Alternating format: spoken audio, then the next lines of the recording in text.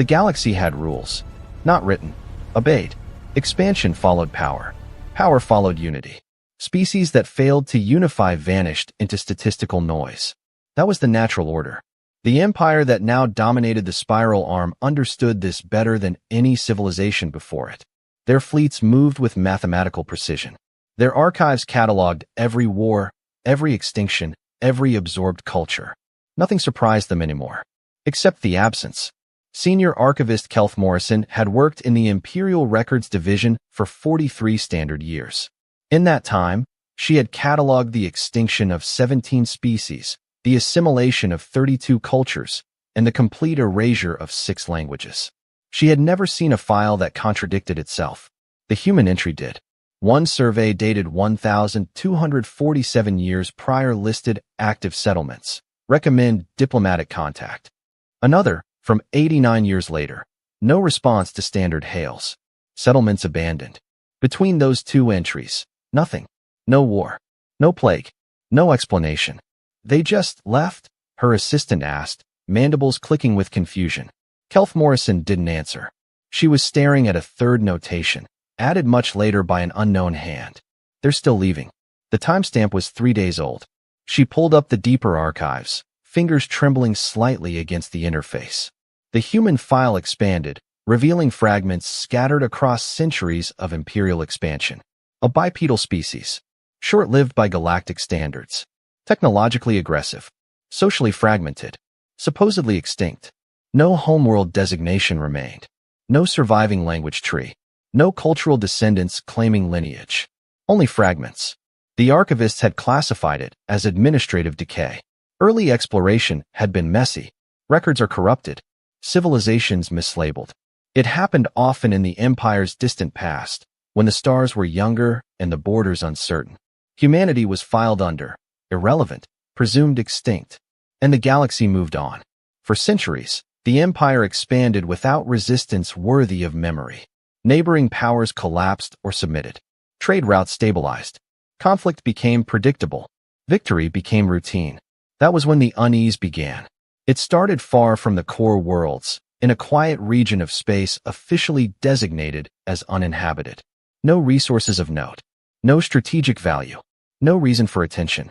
Yet Imperial long-range sensors began returning inconsistent data. No errors. Inconsistencies.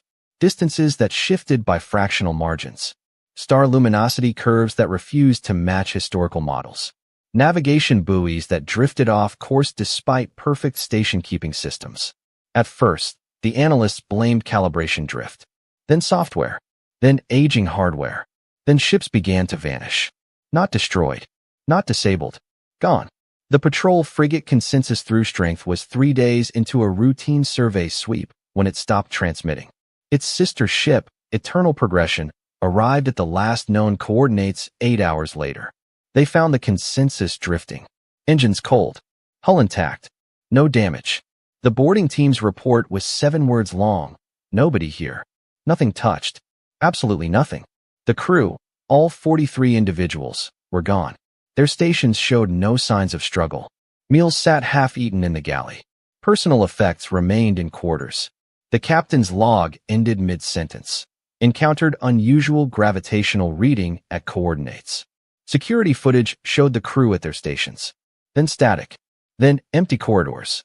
90 seconds of missing time. And 43 lives erased. Kelth Morrison didn't believe in coincidence. When the frontier losses reached her desk, buried in routine casualty reports, flagged only because of statistical anomaly, she overlaid them against her human research. The missing ships traced invisible lines through sectors once charted long ago. Regions mapped during the Empire's earliest expansion. Regions that predated its dominance. Regions once touched by forgotten hands. She pulled the pre-imperial exploration logs. Entire survey entries referenced cooperative mapping efforts with a now-absent species. Not a rival. Not an enemy. A partner. The records were inconsistent. Names varied. Terminology shifted between dialects. But the contextual markers aligned perfectly with the human file. The Empire had always considered them insignificant. A species that never achieved unified interstellar governance. Their early colonies were scattered, isolated, and vulnerable. When expansion fleets arrived centuries ago, those colonies were already silent. The assumption was simple. Humans destroyed themselves. The galaxy was full of such stories. Still, something felt wrong. If humans had simply collapsed, their artifacts would remain. Wreckage, ruins, radiation scars, cultural debris. But the regions they once occupied were too clean, too orderly, not abandoned, sterilized. Kelf Morrison flagged the pattern for strategic review. Her report was assigned Priority Code Amber. Not urgent, not ignored, simply noted. 3 days later, a fortified trade nexus, one of the most secure logistical hubs in the outer systems, experienced a complete systems blackout. No warning, no attack signature, no power surge. One moment, it existed as a vital artery of imperial commerce. Next, it was dark. Rescue fleets arrived to find the station intact. No hull breaches, no internal damage. Life support functioning on emergency reserves. But the crew was gone. Every individual, every biological trace, every digital imprint. Even the surveillance logs had been selectively erased, leaving only timestamps with no corresponding data. The Empire classified the incident as an act of unknown aggression. Fleets were mobilized, borders reinforced, threat assessments elevated. Yet no enemy claimed responsibility. No demands were made. No territories seized. No ideology broadcast. It was as if the galaxy itself had reached out and removed something.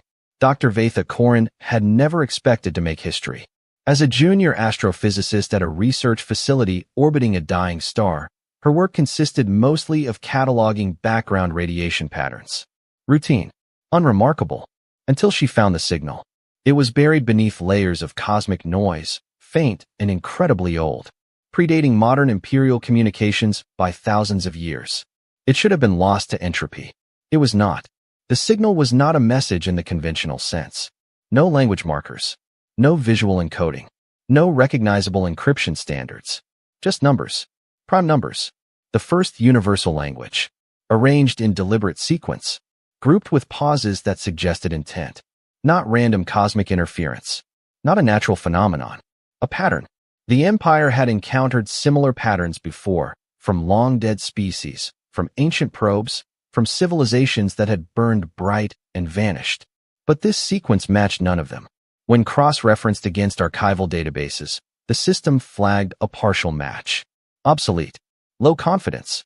Nearly discarded. A human mathematical primer. Vatha sat back from her console, feeling something she'd only read about in historical texts. First contact protocol. Except the species was supposed to be dead. She attempted to escalate the finding. The report was delayed, then rerouted, then quietly downgraded. The High Command had no patience for ghosts. The Empire faced real threats now, tangible disruptions to order. Humanity was history, except the signal was not ancient. Its carrier wave showed signs of recent modulation, adjusted within the last standard decade. Someone had touched it. Elsewhere, an Imperial reconnaissance fleet entered a system once marked as lifeless. Their mission was routine: verify stellar stability, recalibrate navigational beacons, and move on. They never reported back. Long-range sensors detected a brief gravitational distortion, subtle, controlled, precise. Then nothing. No explosion. No debris. No residual energy. Just empty space where ships had been. Strategic models began to fail. Predictive algorithms produced contradictory outcomes. The Empire, which had mastered war and diplomacy alike, found itself reacting without understanding. And buried deep within a secure data vault, a forgotten advisory memo resurfaced during a routine archival purge.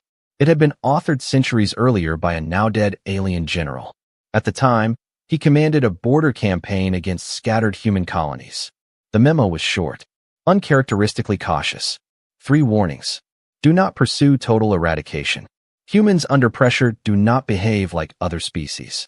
Recommended action: containment, not confrontation. The conclusion had been dismissed as superstition. The memo ended with a line that had once been mocked by strategists. They do not rush. They endure.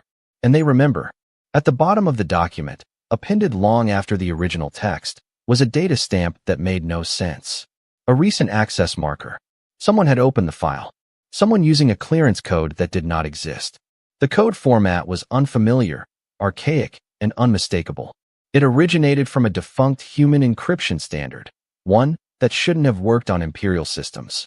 Someone had made it work anyway. Humanity, declared extinct and irrelevant, had just reached back into the Empire's most secure archive, and it had left the door open. Admiral Renth Cole had commanded fleets through 3 major conflicts. He'd never seen the Strategic Command look frightened before. The Emergency Council convened 47 days after the first disappearances. By then, the pattern was undeniable. 17 ships were lost. 2 stations were evacuated. Trade routes disrupted across 4 sectors.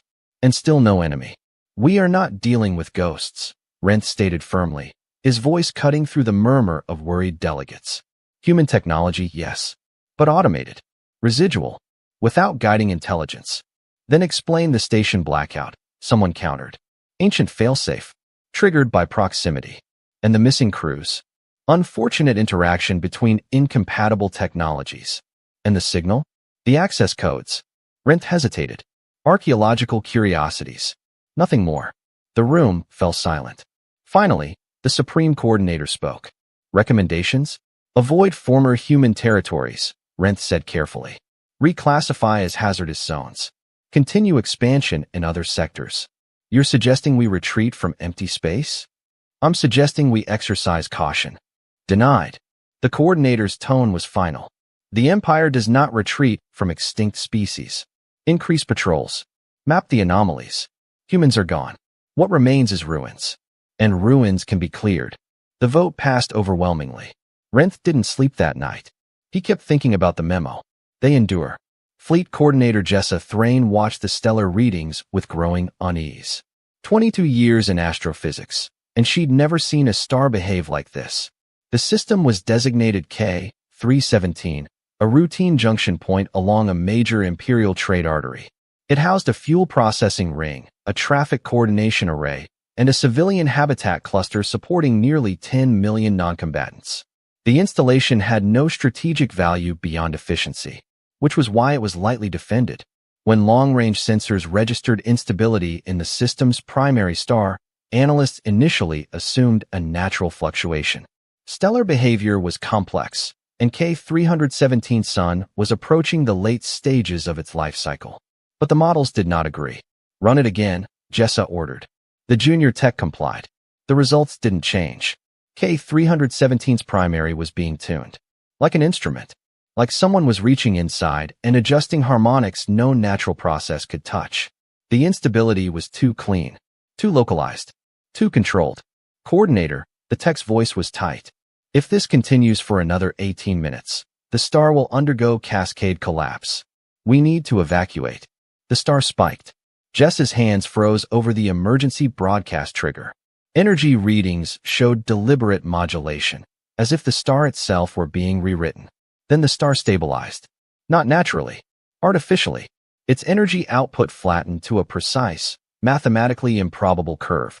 Gravity wells adjusted. Radiation levels dropped to survivable margins. The system should have been dead. It wasn't. "Who did that?" Jessa whispered. Imperial scientists flooded the data channels. Nothing in their database explained what they were seeing.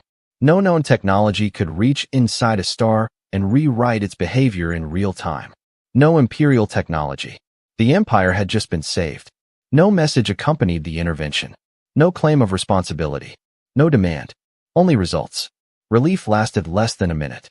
As the star stabilized, a chain reaction rippled outward through subspace. It was subtle, but catastrophic to systems relying on Imperial standard faster-than-light corridors. A military convoy entering jump space near K-317 never emerged. Not destroyed. Not scattered. Removed. Sensors recorded a momentary distortion, space folding inward on itself with surgical precision. Then nothing. 27 warships vanished.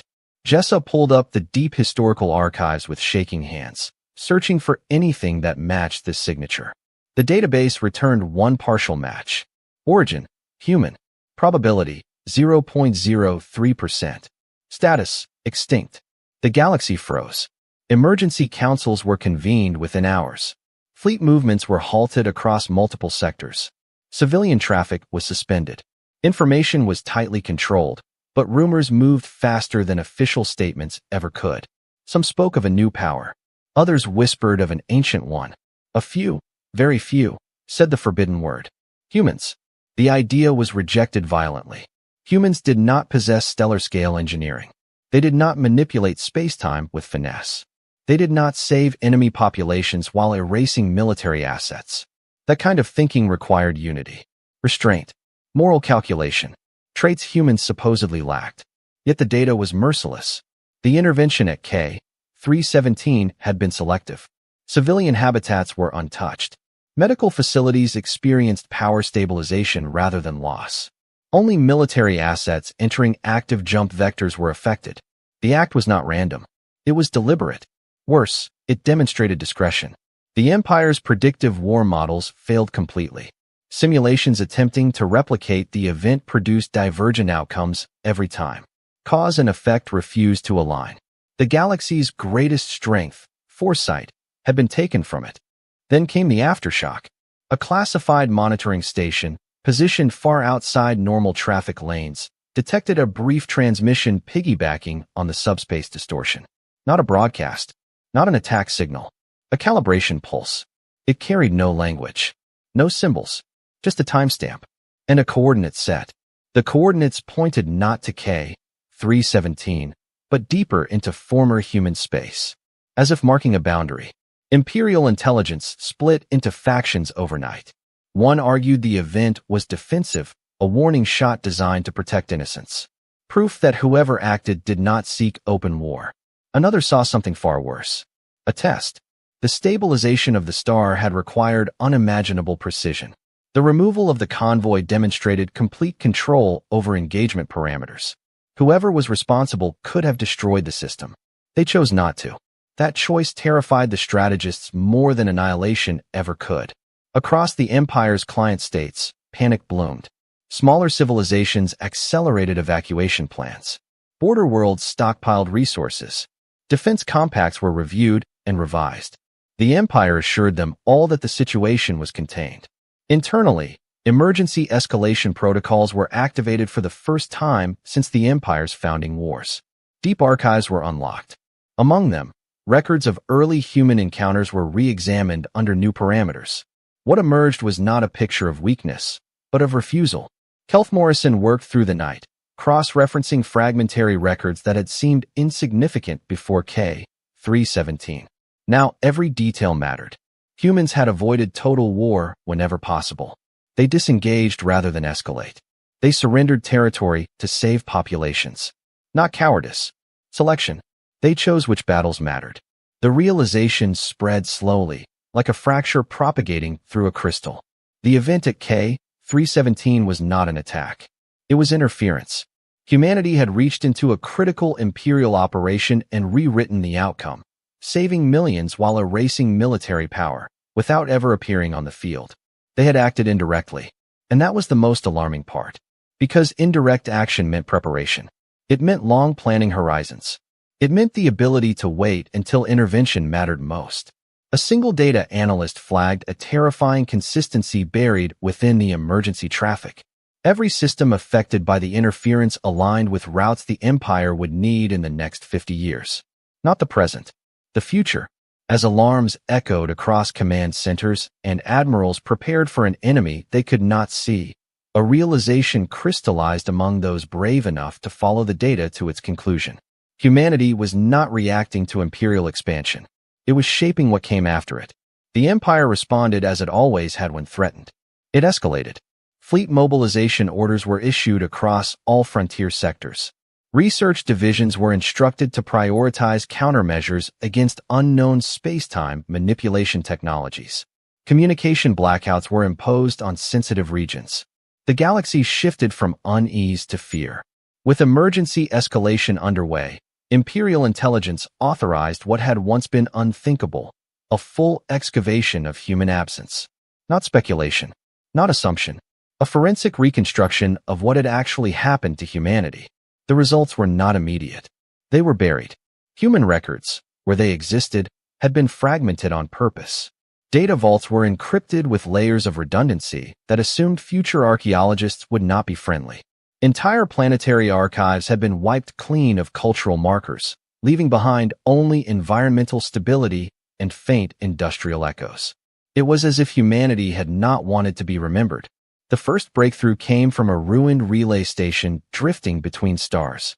It had once belonged to a minor power absorbed by the Empire centuries earlier. At the time, the station was considered irrelevant. Now it was priceless. Within its decaying memory cores was a copy of a human evacuation ledger. Incomplete, corrupted, but enough survived to outline the scale of what had occurred. Humanity has not lost a single world. They had abandoned hundreds. Not in panic, not under fire. In sequence, colony after colony was stripped of infrastructure. Orbital platforms dismantled. Cities disassembled down to raw material. Even satellites were deorbited or redirected into stars. The cost was staggering. Billions displaced. Entire cultures uprooted.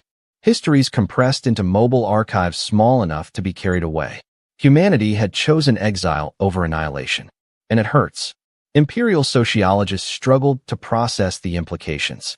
Most species fractured under far less strain. Forced migration on that scale usually resulted in collapse, civil war, or extinction. Human records suggested something else. Loss had been normalized. From their earliest history, humans had lived with catastrophe, plagues, climate disasters, wars that erased generations. They had learned, painfully, how to continue after everything familiar was gone. Endurance was not an abstract value to them. It was practice. The discovery came from Survey Team 9. They were cataloging a world designated in old records as Kepler 442c. The planet was thriving, forests, oceans, and a stable climate. No cities, no ruins, just anomalies. Metallic concentrations 4 kilometers beneath the mantle, arranged in perfect grids. Isotopic ratios that didn't match natural formation. Entire river systems that had been rerouted, then restored. The team's xenoarchaeologist stared at the data for 3 days before submitting her report. Subject line: controlled planetary dismantlement. No conflict signatures. Her conclusion was 8 words. They took everything. Even the graves. Further discoveries deepened the weight. On multiple abandoned human worlds, subterranean structures were detected far below the mantle. Not shelters. Not bunkers. Grave vaults. Repositories of the dead. Humans had preserved genetic material, cultural artifacts, and historical records from civilizations they knew would not survive evacuation. Not all could be saved. Choices had been made. Entire populations had volunteered to stay behind to buy time, to maintain infrastructure, to mask withdrawal signatures so others could escape unnoticed. These were not soldiers. They were engineers, teachers, medical workers. People who accepted them would be forgotten. The Empire's analysts were unprepared for that level of sacrifice. One report detailed a human world that delayed its evacuation by 17 years to keep a trade corridor operational for neighboring species. Humans had continued to provide aid, commerce, and stability even as their own departure clock ticked down. When the last ship left, the planet was dismantled. The star was dimmed. Nothing remained to mark that anyone had ever lived there. Not a weakness. Choice. Among the recovered data was a personal log. Its origin was listed as New Tasman. Population, 4.3 billion at the time of the entry. The log was unsigned, fragmented, but enough remained to reconstruct its meaning. We voted today. The measure passed 67 to 31. My daughter asked me why we had to leave. I told her it's to keep her safe. I didn't tell her the truth, that we're leaving so her children's children might have somewhere to return to. The Empire is coming. Not this year. Maybe not this century. But they're coming. And we have a choice. Fight and burn. Or leave and survive. We've chosen to survive. It will cost us everything we've built. Every home. Every grave. Every memory is tied to soil. But memory can be carried. And we've had practice at losing. The relocation ships launch in 40 days. I won't live to see where they go. I'm staying with the dismantlement crew. Someone has to make sure the planet is clean when we leave. Someone has to erase the welcome mat. I volunteered. My daughter will hate me for it someday. But she'll be alive to hate me. That's enough. The log ended there. The timestamp indicated the author remained on New Tasman for another 11 years. No further entries were recovered. Kelf Morrison read the log 3 times before she could continue. She had catalogued extinctions before. This was different. This was a choice. Conscious. Calculated. carried through across generations. As imperial scientists pieced together timelines, a horrifying pattern emerged. Humanity's disappearance coincided precisely with early imperial expansion, not because they were defeated, because they saw what was coming. Human strategic models, reconstructed from partial archives, showed projections spanning centuries. They predicted the rise of dominant powers, the consolidation of trade lanes, the eventual emergence of a galactic empire, and they predicted the cost of resisting it openly. Humanity would lose, not immediately, but inevitably. So they chose another path. They abandoned visibility. They traded territory for time. They buried their strength where it could mature unseen. The emotional toll was evident in what little personal data survived. The population declined not from war, but from enforced limits. Humans reduced their numbers deliberately to lower detection probability. Entire generations grew up knowing they would never see their ancestral worlds. Languages were compressed. Cultures merged. Differences that once defined nations were sacrificed for cohesion. Unity did not come easily to humanity. It was paid for. In blood. In memory. In silence. Alien observers, long accustomed to equating survival with conquest, struggled to comprehend the scale of restraint involved. Humans had the means to fight early expansion fleets. Records showed prototype weapons capable of devastating effects. Yet those weapons were dismantled, their components repurposed into infrastructure and evacuation systems. They had chosen not to provoke. They had chosen to endure. The most devastating discovery came last. A sealed human archive, hidden within a rogue comet, contained a projection labeled simply, "If found." It outlined humanity's worst-case scenario: total erasure from galactic records, loss of worlds, loss of identity. The response was not rage. It was instruction. Remain hidden. Protect emerging civilizations from collapse. Intervene only to prevent irreversible harm. Never rule. Never be seen as gods. Because power invites resistance. And resistance leads to annihilation. Humanity had accepted obscurity as the price of survival. The Empire's council chambers fell into a rare, heavy silence as the implications settled. Humans had not failed to unify. They had unified enough to walk away from everything they loved. They had not lacked strength. They had restrained it. They had not disappeared because they were weak. They had disappeared because staying would have destroyed them, and possibly the galaxy with them. For the first time since the crisis began, the Empire understood the true nature of the threat it faced. Not an enemy driven by conquest, but a species forged by loss, shaped by sacrifice, and disciplined enough to wait centuries for the right moment to act. Humanity was not a forgotten footnote. It was a civilization that had paid the highest possible cost to survive unseen. And now, as the galaxy trembled under forces it could no longer predict, one conclusion became impossible to escape. Humans had not vanished by accident. They had chosen to disappear. And they had chosen when to return. Understanding arrived too late to stop what had already begun. Once the Empire accepted that humanity had not vanished by weakness, but by design, every assumption that had guided centuries of expansion collapsed with it. The galaxy did not suddenly become hostile. It became exposed. Humanity's long-term strategy revealed itself not as a single plan, but as a philosophy carried forward across generations. They did not seek dominance.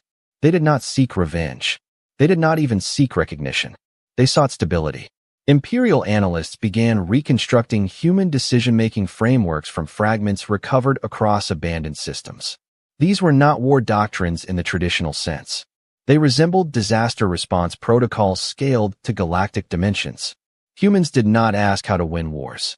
They asked how to survive them without destroying everything worth preserving. This difference mattered. The Empire's doctrine was built around decisive force. Overwhelm an opponent, shatter their capacity to respond, and impose order. It was efficient. It was brutal. It worked, until it encountered an adversary that refused to play the same game. Humanity's approach was temporal. They planned across centuries because their species had learned that threats rarely arrived quickly. Collapse crept in slowly, disguised as progress. Empires did not fall in battle. They fell when their systems became too rigid to adapt. Humans adapted. They invested in redundancy instead of monuments, in distributed networks instead of centralized commands, in evacuation and preservation instead of territorial control. The Empire's scientists now realized that many of their own stabilizing technologies had been subtly influenced by human designs long ago. Trade algorithms, population safety thresholds, even certain ethical constraints embedded in interstellar law traced back to early collaborative frameworks humanity had quietly seeded. Humans had shaped the galaxy without ruling it. That was the first truth. The second truth was harder to accept. Humanity's morality was not weak. It was a constraint.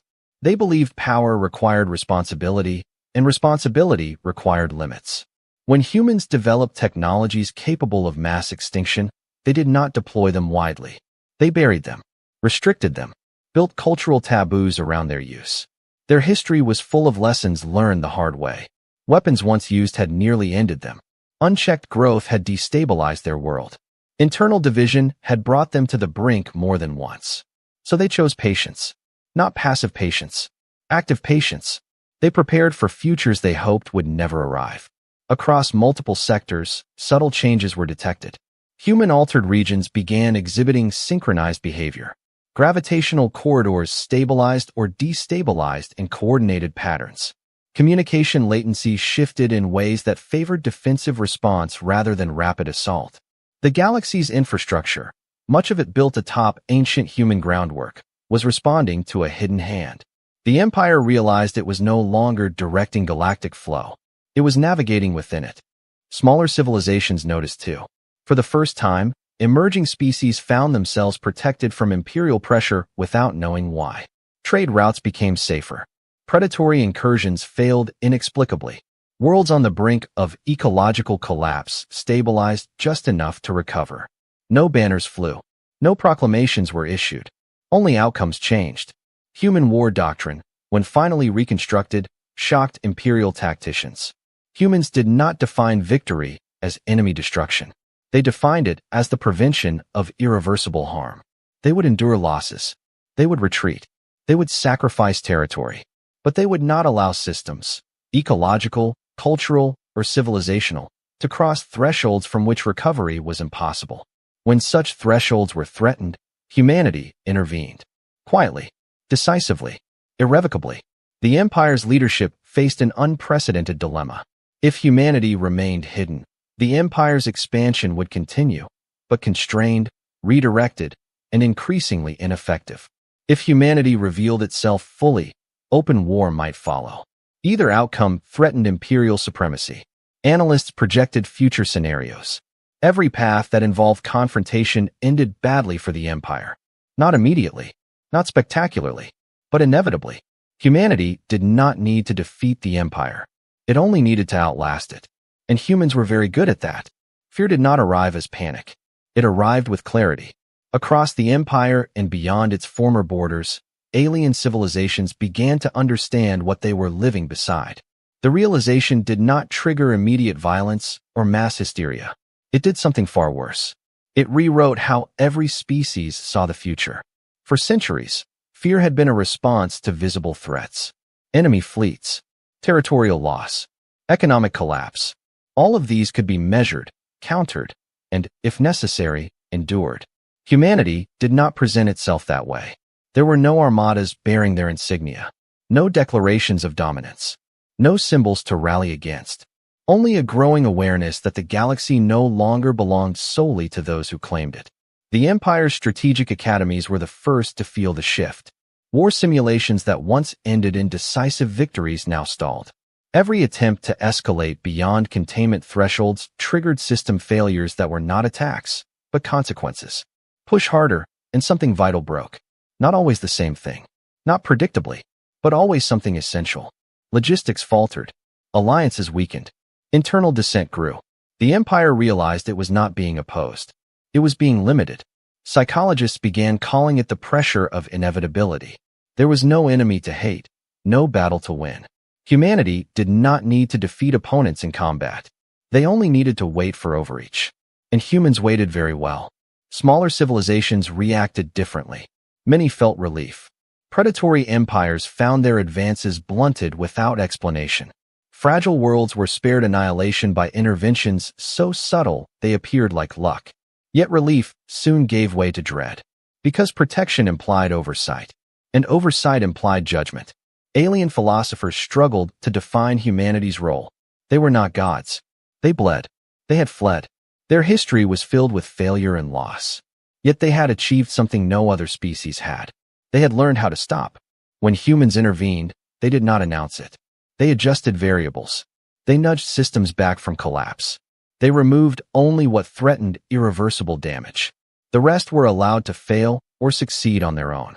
This restraint frightened those accustomed to absolute power.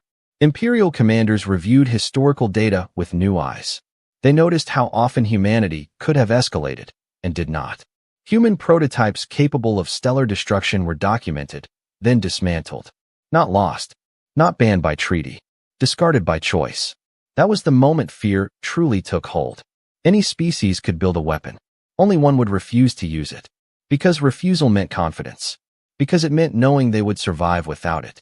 As this understanding spread, a phrase began circulating quietly through diplomatic channels and intelligence briefings. Humans were holding back, not out of weakness, not out of mercy, but because restraint preserved options. The Empire's population felt the shift next. Citizens noticed changes in daily life. Resource flows adjusted. Certain technologies were quietly decommissioned. Military service terms were shortened. The Empire was preparing not for war, but for limitation. Fear seeped in where pride once lived. The idea that humanity could end the Empire was terrifying. The idea that it chose not to was worse. Across the galaxy, emerging species began altering their development paths. Militarization slowed. Diplomatic frameworks expanded. Ecological safeguards were prioritized, not because humanity demanded it, but because civilizations sensed that crossing certain lines would invite intervention. And no one knew where those lines truly were. That uncertainty was paralyzing. In a distant sector, a rogue warlord attempted to test the limits. He assembled a fleet and launched an extermination campaign against a pre-industrial world. No human message arrived. No warning was given. The warlord's fleet entered orbit. And then the system's jump points collapsed. Permanently. The fleet was stranded. Supplies dwindled. Mutiny followed. The warlord was overthrown by his own forces. The planet survived. Humanity never appeared. The lesson was clear. You could act, but you would live with the consequences. Alien intelligence agencies began to suspect that humanity no longer operated as a single polity. They were something else now. A distributed presence. A network without a center. A civilization that had become an environment. You did not fight gravity. You adapted to it. This perspective terrified military planners. How do you deter something that does not seek victory? How do you threaten something that has already sacrificed everything once before? The Empire's final contingency plans were activated. Deep weapons long sealed were brought online. Devices that could destabilize entire sectors. Measures that would shatter the balance humanity seemed to enforce. The logic was simple. If collapse was inevitable, better to control it. The moment these preparations began, subtle disruptions followed. Nothing catastrophic. Just inefficiencies. Just delays. Just the sense of being watched. The Empire realized, with a chill that settled deep into its collective consciousness, that humanity knew. They always knew. Human systems responded not with aggression, but with tightening constraints. Supply corridors narrowed. Energy markets destabilized. Political alliances fractured under internal pressure. The galaxy edged closer to systemic failure. Civilizations feared not annihilation, but stasis. A future where no one could dominate. Where power was capped. Where ambition had boundaries enforced by an unseen hand. For some, this was salvation. For others, it was existential terror. The Empire stood at the precipice. One final act of defiance could shatter the balance. One last escalation could force humanity into the open. But doing so risked everything.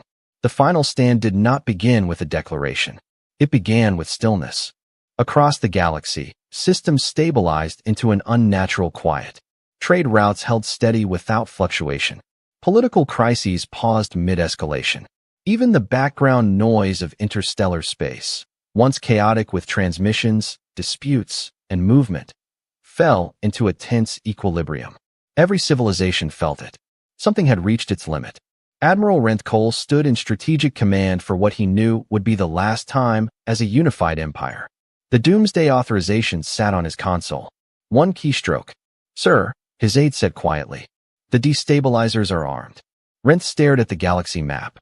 Humanity's influence was visible now, not as territory, but as patterns. Stabilization nodes. Protection corridors. A web woven across centuries. If we fire, he said slowly, how many die? The estimate appeared. 4.7 trillion sentient beings across 847 worlds. And if we don't? His aide hesitated. The Empire changes, becomes limited. Rinth thought about the memo again. The one he'd read months ago. They endure. Show me humanity's response to our weapons deployment, he ordered.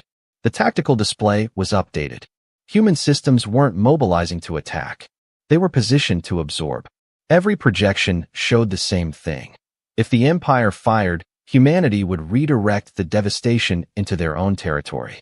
Millions of humans would die. The galaxy would survive. They're martyring themselves, his aide whispered. For us. For everyone. Rinth felt something he hadn't experienced in 40 years of military service. Shame. The Empire knew it first. Their final contingency weapons were no longer theoretical. Energy reservoirs were primed. Sector-level destabilizers sat armed, capable of tearing open space-time and collapsing entire regions into uninhabitable voids. These were not tools of victory. They were tools of denial. If the Empire could not rule the galaxy, then no one would. But the moment the final systems were armed, the galaxy reacted. Not violently. Purposefully. Human influence, long diffuse, almost abstract, condensed. For the first time, patterns emerged that could not be dismissed as coincidence. Former human regions synchronized. Gravitational corridors aligned with impossible precision. Communication latency flattened across light years. Energy flows redistributed to protect population centers, not military hubs. It was as if the galaxy itself had inhaled. Alien observers realized, with a creeping sense of awe and dread, that humanity was no longer intervening locally. They were acting globally. Still, there were no fleets, no banners, no visible sign of mobilization. Humanity's final stand did not look like war. It looked like preparation. Imperial intelligence finally pierced fragments of the human network, not locations, but intentions. Distributed decision matrices lit up across hidden habitats, nomadic fleets, deep space sanctuaries, and systems that had never been claimed. Humanity was unified, not politically, not culturally, but ethically. Every node operated under the same principle. Prevent irreversible harm. No exceptions. Human commanders, if that word still applied, did not speak of enemies. Their internal directives contained no language of vengeance or triumph. Only thresholds. If the Empire deployed its final weapons, entire sectors would be lost forever. Ecosystems that took billions of years to form would collapse. Species not even aware of the conflict would vanish without understanding why. Humanity would not allow that. Not because the Empire deserved saving, but because the galaxy did. The final stand was not about stopping the Empire. It was about absorbing the cost. Human systems began to move, not toward imperial space, but around it. Massive energy sinks activated in deep voids. Artificial gravity wells formed where nothing should have existed. Human habitats powered down non-essential systems, redirecting output into structures never meant to be seen. Alien scientists watching in horror realized what was happening. Humanity was preparing to take the blow. Not deflect it, not counterattack, but contain it. If the Empire triggered its weapons, the resulting collapse would be redirected, channeled into regions humanity had already abandoned. Dead space. Sacrificed territory. Volumes of space-time humans had written off centuries ago. It would not be clean. Millions of humans would die. Entire human enclaves would be erased. But the galaxy would survive. The Empire finally understood. Humanity's final stand was not a threat. It was an offer. Stand down, and no one would know how close annihilation had come. Proceed, and humanity would pay the price, so others would not. This realization fractured imperial leadership. Some demanded immediate action, unwilling to be constrained by an unseen judge. Others hesitated, paralyzed by the knowledge that their enemy was willing to die quietly to deny them victory. The galaxy watched. No speeches were given. No ultimatums delivered. Just silence. Human systems reached full readiness. Every calculation is finalized. Every sacrifice was accounted for. There was no hope of rescue for those assigned to containment zones. They accepted it without protest. Human history had prepared them for this moment. They had always known survival was never guaranteed, only worth protecting. As the Empire's command authority issued its final authorization sequence, time seemed to slow across the stars. Alien civilizations felt the weight of the choice pressing down on reality itself. Either the galaxy would burn in defiance, or it would be saved by a species that refused to rule it. The final systems are armed. The last safeguards fell. Renth Cole stared at the authorization key. His finger hovered over it. One press. That was all it would take. Around him, Strategic Command held its breath. He thought about his grandchildren, about the galaxy they would inherit, about what it meant to win by destroying everything worth having. He thought about the human on New Tasman who'd volunteered to stay behind so their daughter could live. "Stand down," he said quietly. The room erupted. "Admiral, you don't have the authority." "I said stand down." His voice was steel. "That's a direct order. The Supreme Coordinator can overrule me if they want their legacy to be galactic genocide." Renth turned to face the Council chamber feeds. "We're not doing this. Not like this." The Supreme Coordinator's image flickered on screen. For a long moment, they said nothing. Then, "Explain yourself, Admiral." "They're willing to die for us," Renth said simply. "All of them. To save people who were about to kill trillions out of pride." He gestured at the tactical display. "Look at what they're doing. They're not threatening us. They're protecting everyone else from us. That's exactly why we should." "No." Renth's voice cut through. "If we fire these weapons, we prove we were never worthy of power in the first place. Humanity figured that out. It's time we did too." The silence stretched. Then, one by one, other admirals began shutting down their authorization sequences. The Supreme Coordinator watched it happen. When they spoke again, their voices were different. Smaller. Motion to suspend final weapons deployment. Voting now. The vote was not unanimous. But it passed. The galaxy did not end. That was the first truth. When the Empire's final authorization was rescinded and its doomsday systems began their power-down sequence, reality did not tear itself apart in fire and darkness. No cascading superweapons erupted. No sectors vanished into nothingness. Instead, the galaxy bent. Then slowly, carefully, straightened. Humanity's containment structures began their withdrawal. Gravity wells that had unfolded like invisible hands gradually released their grip. Energy that had been redirected into engineered voids was allowed to dissipate harmlessly into background radiation. The process was not instant. Nothing humanity ever built was. Entire human habitats remained on high alert for weeks. Networks that had been pushed to their absolute limits took months to restore. The volunteers who had accepted they would die in the containment zones emerged from their positions, exhausted and shaken, but alive. There were no celebrations, only quiet relief. When the final energy dispersal ended, the Empire found itself intact, but changed. Its weapons were inert, rendered permanently unusable by feedback loops that had fused critical systems beyond repair during the attempted deployment. Its command hierarchy fractured as worlds realized what had just happened. Humanity had not stopped the Empire. It had ended the age of absolute power. Across the stars, alien civilizations struggled to comprehend the scale of what they had witnessed. Many had never known a moment when annihilation was so close, then quietly denied. There was no victory broadcast. No human fleet emerged from hiding. Instead, something unprecedented occurred. Humanity revealed itself. Not as an empire, not as rulers, but as a presence. Signals appeared across every major network, unencrypted and unarmed. They carried no threats, no demands, no symbols of dominance, only records. Human history unfolded before alien eyes. Not the myths, not the wars of conquest, the losses, the burned worlds, the evacuations, the generations raised knowing they would never return home. Humanity showed the galaxy what it had cost them to be ready for this moment. They showed the dead, not as martyrs, but as proof. Proof that they had already paid the price others were only beginning to fear. Kelf Morrison received the transmission in her archive office. She watched it 3 times without moving. When it ended, she sat in silence for nearly an hour. Then she began to cry. For the first time in 43 years of cataloging extinctions, she cried. Because this species had not gone extinct. They had chosen to disappear. And the difference was everything. Alien reactions were not uniform. Some civilizations responded with awe, stunned by a species that could wield such power and choose not to rule.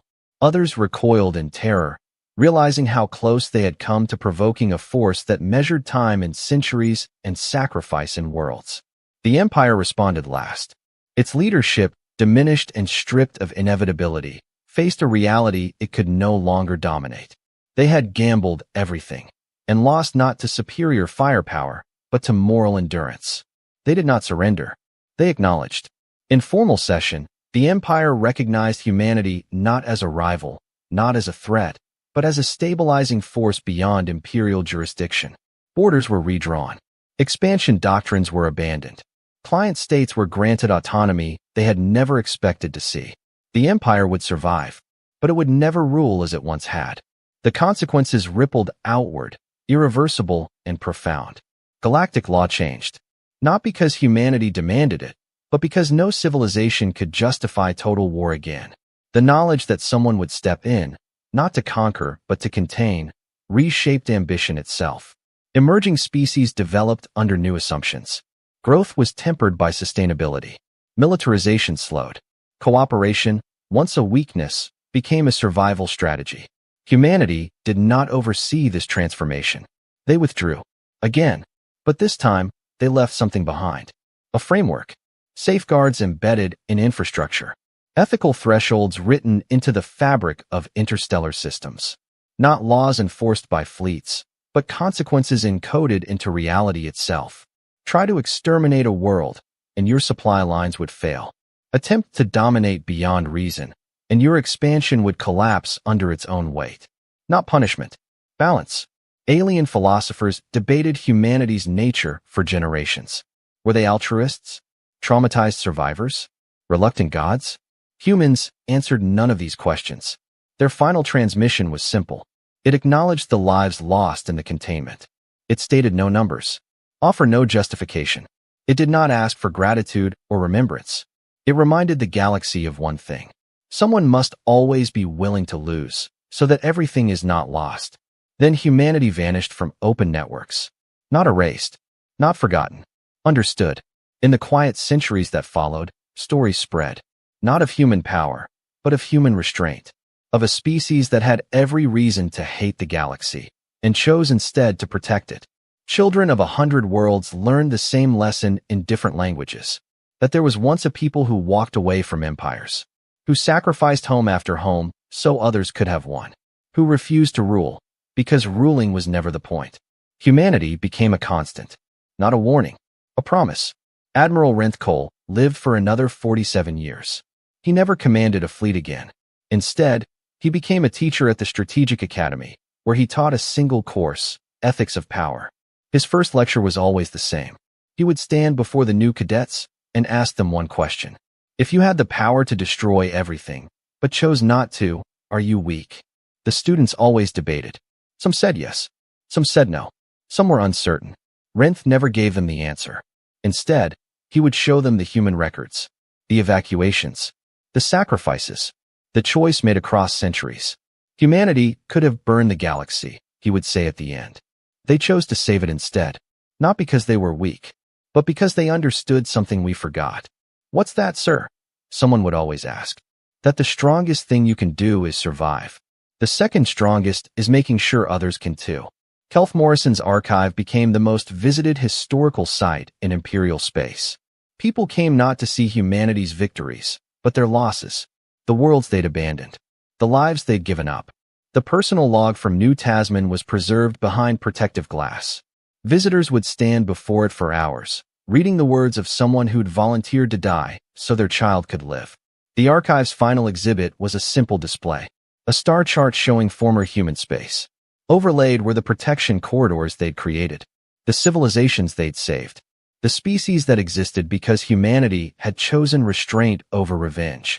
At the bottom, a single plaque: they did not conquer the galaxy. They made sure the galaxy survived. And in the deep silence between stars, where no empire could ever fully reach, humanity endured. Not as rulers, not as gods, but as something the galaxy had never known before. custodians who asked nothing in return except that the future remained possible. The legacy of humanity endured, not in monuments or dominion,